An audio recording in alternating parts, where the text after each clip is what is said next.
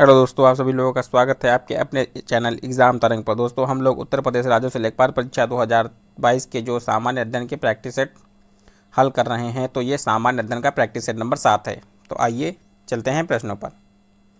Reserve bank of India का प्रतीक चिन्ह क्या है? अशोक स्तंभ, शीर्ष, धन की थैली कुबेर, ताड़ के वृक्ष के सामने एक बाघ, रक्षात्मक मुद्रा में बैठा एक कुत्ता। तो इसका सही जवाब है ऑप्शन नंबर सी, ताड़ के वृक्ष के सामने एक बाघ, जैसा कि आप इस चित्र में देख सकते हैं। अच्छा, और देख लेते हैं रिजर्व बैंक की स्थापना कब हुई थी। तो 1 अप्रैल 1935 में। और इसका राष्ट्रीयकरण कब किया गया था? तो राष्ट्रीयकरण किया गया था 1 जनवरी 1949 में। चलते हैं अगले प्रश्न। अबुल मुजफ्फर आलमगीर की उपाधि किस मुगल शासक ने धारण किया? बाबर, शाहजहां, जहांगीर, औरंगजेब। तो इसका सही जवाब है ऑप्शन नंबर डी, औरंगजेब ने। और औरंगजेब की मृत्यु कब हुई? तो ये हुई 1707 ईस्वी में। कहाँ पे हुई? अहमदनगर, अहमदनगर महाराष्ट्र में।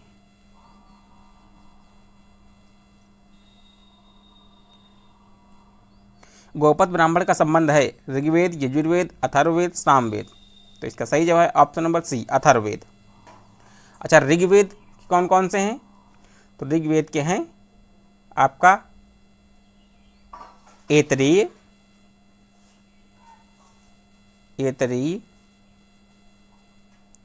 कौशितकी, ये हो गए आपके ऋग्वेद। यजुर्वेद, अच्छा यजुर्वेद दो, शुक्ल यजुर्वेद और कृष्ण। तो शुक्ल में कौन से हो गया? तो शुक्ल में हो गए शतपथ, ब्राह्मणगण शतपथ, और कृष्ण में तैत्तिरीय।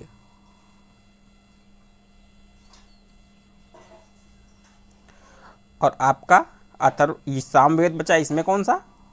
तो सामवेद में जैमिनी, पंचवीस, ये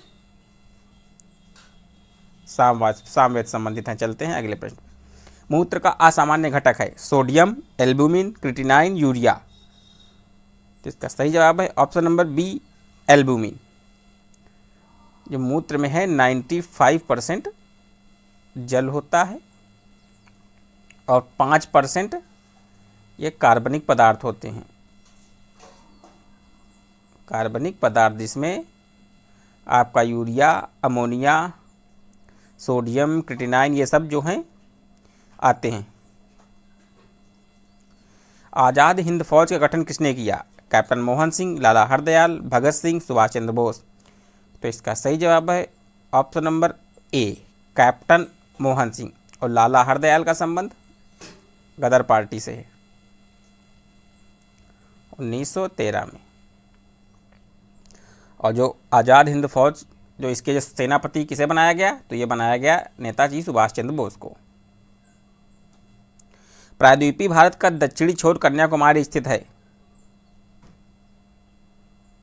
तो आइए देखते हैं, ये देखिए, ये मैंने बनाया है समझने के मोटा मोटा। तो जैसे कि ये देखो, बीच वाली जो रेड है ये क्या है? 0 डिग्री, यानी भूमध्य रेखा। ये 2 भागों में बांटती है पृथ्वी को। कौन कौन से? उत्तरी गोलार्ध, दक्षिणी गोलार्ध। नीचे वाला दक्षिणी गोलार्ध, ऊपर वाला उत्तरी गोलार्ध। तो हमारा जो भारत है ये बांटती है। तो सवाल कह रहा है कि प्रायद्वीपीय भारत दक्षिणी कोर कन्याकुमारी स्थित है। तो ये जो भूमध्य रेखा के दक्षिण में, इसका तो कोई सवाल ही नहीं, तो ये गलत हो गया।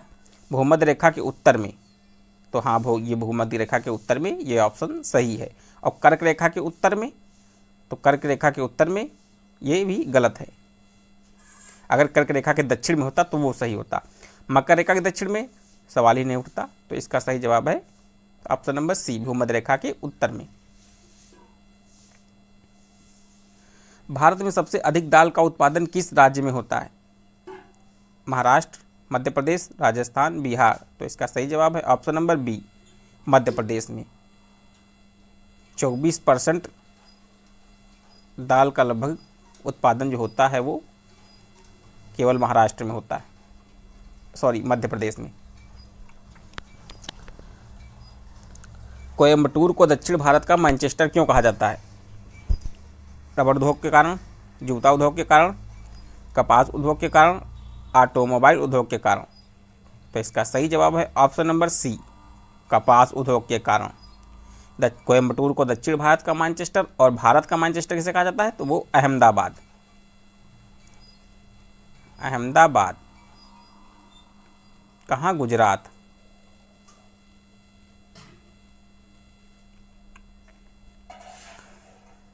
भारत ने अपना 1000वां एक दिवसीय क्रिकेट मैच किसके देश के विरुद्ध खेला? तो ये खेला option number B, West Indies के विरुद्ध।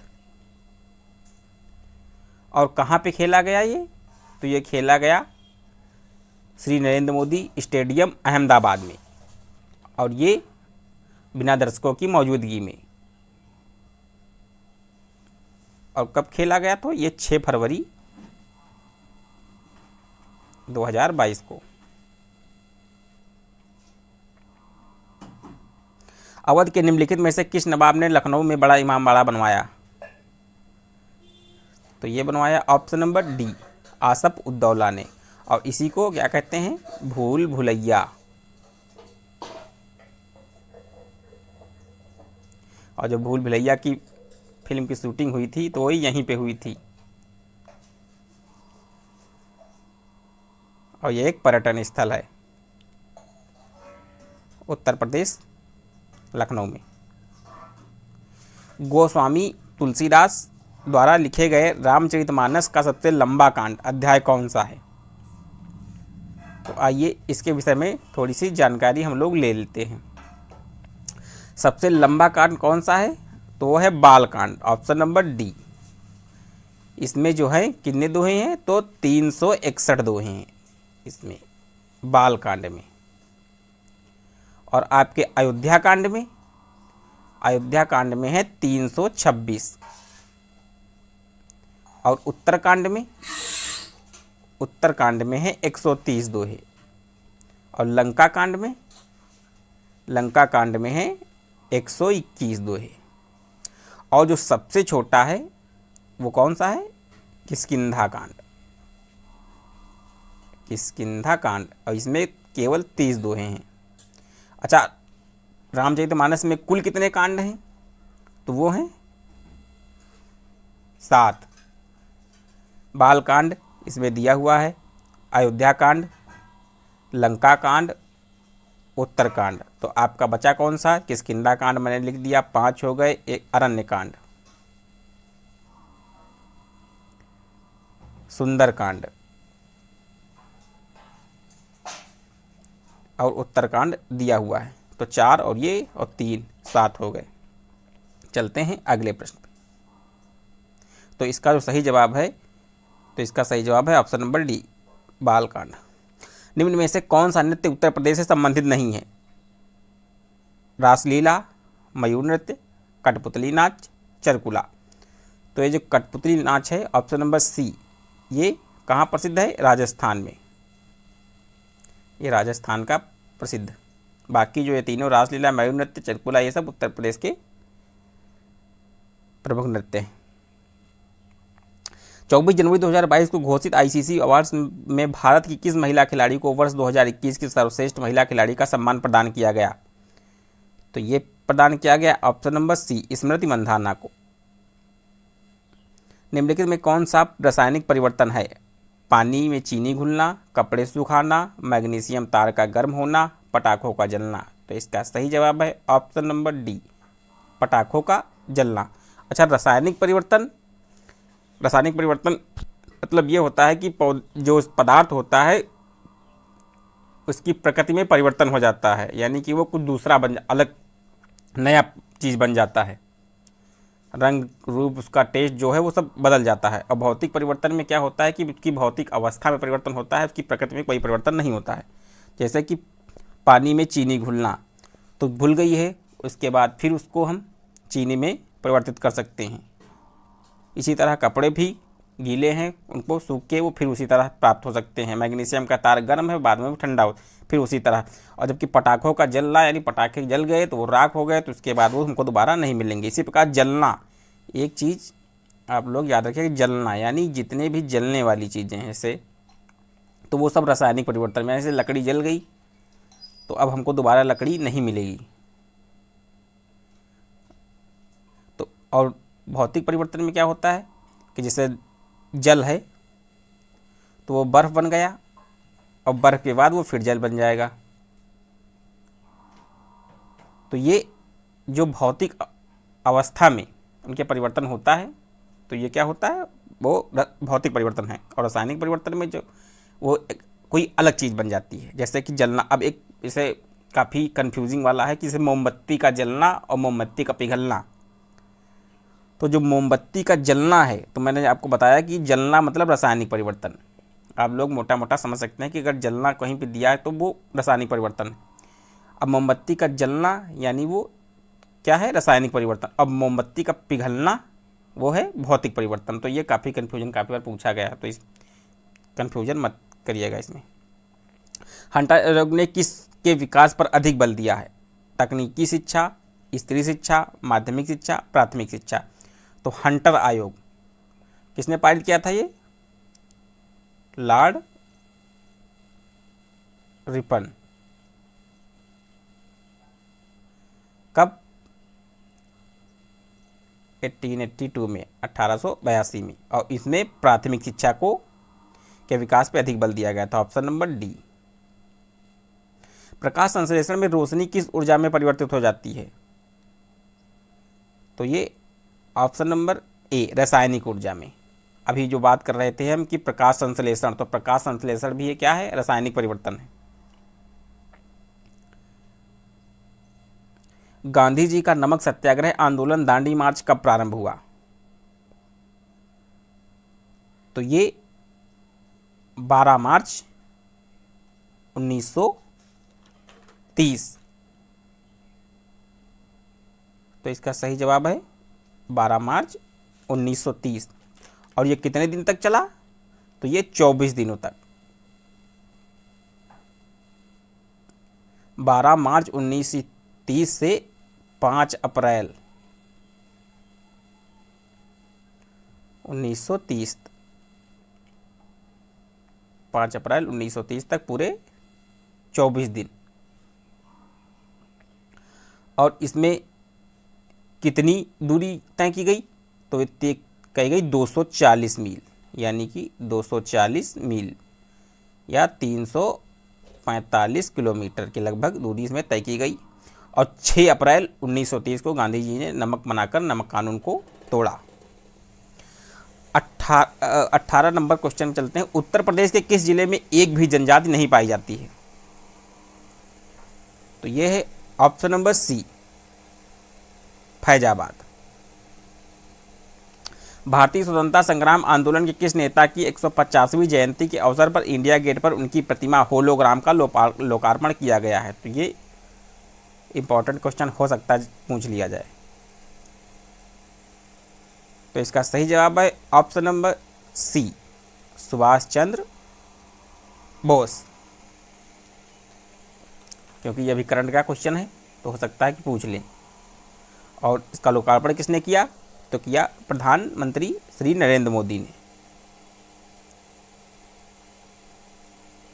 श्री नरेंद्र मोदी ने। और एक प्रश्न और हो सकता है पूछ लिया जाए कि पराक्रम दिवस, तो इनकी जयंती पे, नेताजी की जयंती पे 23 जनवरी को पराक्रम दिवस के रूप में, पराक्रम दिवस के रूप में हो सकता है कि अभी ये लेटेस्ट है तो परीक्षा में पूछ लिया जाए पराक्रम दिवस कब मनाया जाए। तो ये 23 जनवरी। अमरावती किस नदी की सहायक नदी है? तो इसमें 2022 भी आप लोग ध्यान रखिएगा, 23 जनवरी 2022। अमरावती किस नदी की सहायक नदी है? तो अमरावती जो है वो है ऑप्शन नंबर डी, कावेरी की। अच्छा, और कौन सी सहायक नदी है कावेरी की? तो एक हो गई हेमवती, अमरावती तो ऊपर है ही है, हेमवती हो गई, और हो गई भवानी,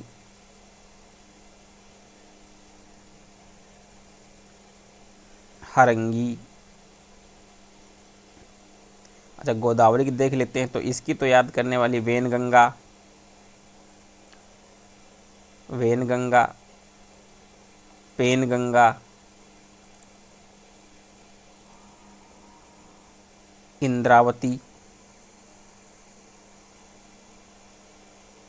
और चिनाब की रावी, चंद्र और भागा, ये दोनों अलग अलग हैं, चंद्र भागा। और ब्रह्मपुत्र की मानस, धारला, डिबोंग, तो ये सब ब्रह्मपुत्र की। मुदियट्टू लोक नृत्य का संबंध भारत के किस राज्य से है? तो इसका संबंध है ऑप्शन नंबर बी, केरल से। अच्छा, तमिलनाडु कोलट्टम, आंध्र प्रदेश कुचिपुड़ी, झारखंड का, आपका झारखंड का हो गया सरहुल, ये कई बार पूछा गया है, सरहुल। घोड़ा नाच, घोड़ा नाच। भारत में पहले ओपन रॉक म्यूजियम का उद्घाटन कहाँ किया गया है? तो ये किया गया है ऑप्शन नंबर डी, हैदराबाद में। कहाँ? तेलंगाना।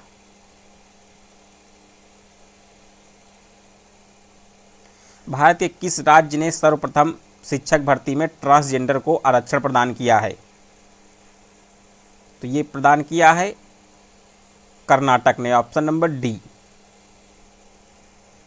4 ये फरवरी 2022। कितना? 1%।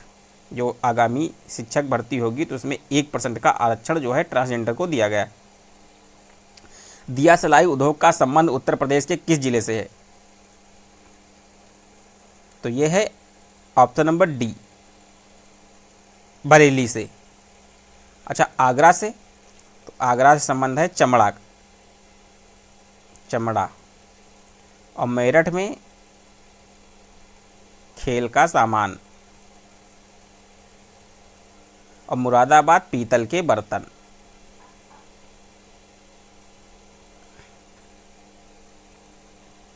उत्तर प्रदेश का सबसे कम आबादी शहरी वाला जिला कौन सा है?